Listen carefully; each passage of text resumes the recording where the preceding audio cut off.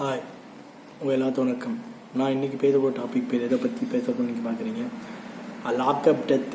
அஜித் குமாரை பற்றி ஒரு வீடியோ 2 நாளைக்கு முன்னாடி போட்டு நீங்களாம் பார்த்துருப்பீங்க. ஸோ அந்த டெத்துன்றனால அந்த நியூஸ் இதனால் அப்பாவி பையன் ஒரு வாட்ச்மேன், அவர் திருப்புவனம் சிவகங்கையில் இருக்கக்கூடிய ஒரு இடம். அந்த இடத்துல பார்த்தோன்னா ஒரு காருடன் ஒருத்தங்க வந்துருக்காங்க, அதில் நகை வச்சுருக்காங்க போல்.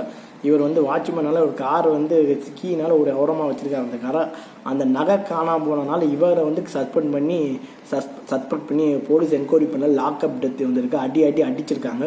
இதனால் லாக்அப் டெத் வந்திருக்கு. அதுவும் இல்லாமல் அதனால் இறந்ததால் இவர் குடும்பத்துக்கு நிவாரணமும் சாரின்னு நம்ம முதலமைச்சர் மு.க. ஸ்டாலின் அவர் சொல்லியிருக்காரு. இது சாரின்னு பத்தாது.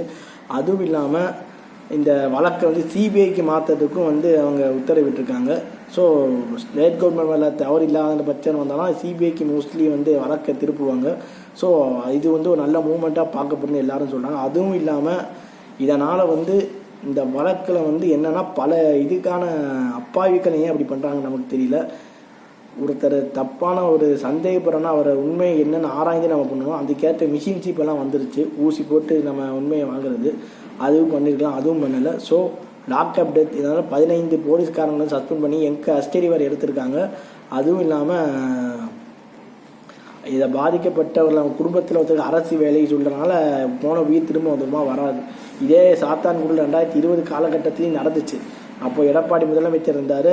இது ஒரு இதுவாக லாக்அப் டெத்துன்ற ஒரு அதனால் பாதிக்கப்பட்ட குடும்பங்களோட இழப்பு அதிகம். அந்த பாதிப்பு ஏற்படுத்தின போலீஸுக்கு இழப்பு ரொம்ப கம்மி. சஸ்பெண்ட் ஆகிடுவாங்க, அவ்வளோதான். அதுக்கப்புறம் வேலைக்கு வந்துடுவாங்க. ஸோ இது ஒரு அவமானம், அசிங்கமாக பார்க்கப்படுது.